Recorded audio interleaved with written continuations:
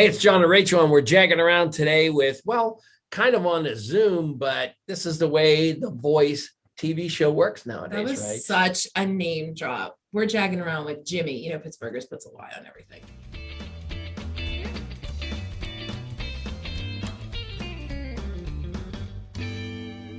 All right, so here we are. Jimmy Mowery is on here, and Jimmy was on The Voice.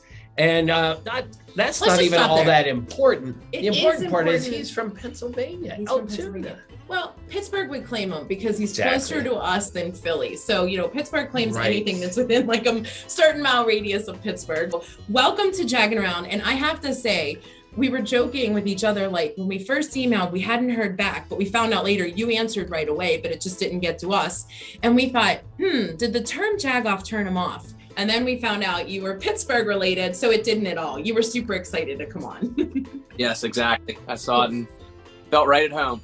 Well, awesome. Not only that, you've done some time in the Pittsburgh and the South Myrtle Beach, right? So, I mean, that's the typical Pittsburgh pilgrimage, right? For real. There's like, we moved down there at the end of 2011, and I was surprised by how many like Pittsburgh bars there were to go to. So the reason that we're having you on is you are back in Pittsburgh for just this weekend. They're sort of billing it as like a Valentine-y, you know, we do anything for love around here. So basically it's the weekend and it's leading up to Valentine's Day, and you are performing at the Mall at Robinson. How cool is that? Did you know of the Mall at Robinson before you started your whole music career? Do you remember it? Oh yeah. I mean, coming from Altoona, like, if we had like a weekend to go to a real mall, not to discredit the Logan Valley Mall here in Altoona, but yeah, we would come out to Pittsburgh and go to that, you know, one of those malls. What's your genre? What's your go-to song? Genre-wise, I'd say like pop rock / country, modern country. But as far as the Voice, they kind of wanted to keep me in one lane. So with the Voice stuff, it was all, you know, modern top 40 pop rock stuff. Was it really everything that we see? Is that what you got out of it? And after all, you were with Team Legend. How cool does that, how much better does that get?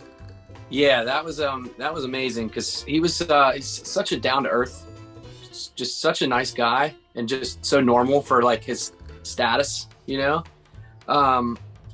But yeah, the whole thing was so surreal, especially coming from a smaller town. Sure. Yeah, just being out there. But yeah, it's definitely not everything you see on TV. You think you're gonna have more time with your coach and everything, and like I just pictured myself going out there and actually like sitting down, having dinner with them, and like, you know, actually engaging with them, not just talking about like the song.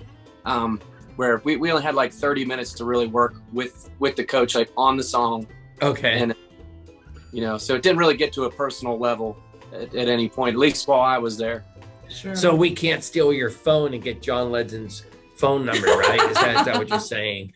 No, I know. That's funny because, and we'll get to it, but Steve, my friend Steve from Punchline, they're from Pittsburgh, he said something about that the other day about texting John Legend, and I was like, I don't have his number. I've been through Instagram a couple times, but I try not to, you know, overstep any boundaries or anything like that.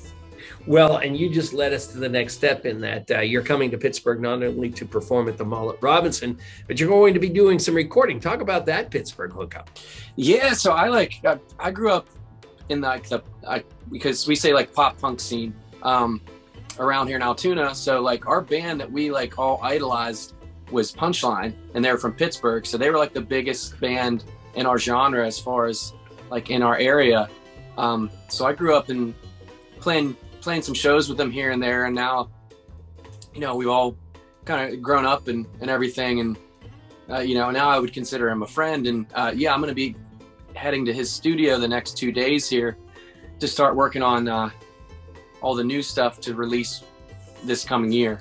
Is that the advice that you would give the next up and comer? Yeah, I would definitely tell someone to not, it's easy to get comfortable as far as like those 200 to 300 shows a year. They were like your typical bar or corner of the restaurant. Sure. Kind of gig. And it's easy to, once you're making a decent living off of music, just to get comfortable playing 3 to 4 hour cover song gigs, and then you kind of forget about recording your own music and the things that are more important, at least to me. So I would definitely tell any like up and comers that. So that's what has led us to this, to selling our house and buying an RV. My wife even quit her job. Wow. All right, so you're going to be at the Mall at Robinson this Saturday. Everyone come see me from noon till 4 on Saturday, you jagoffs.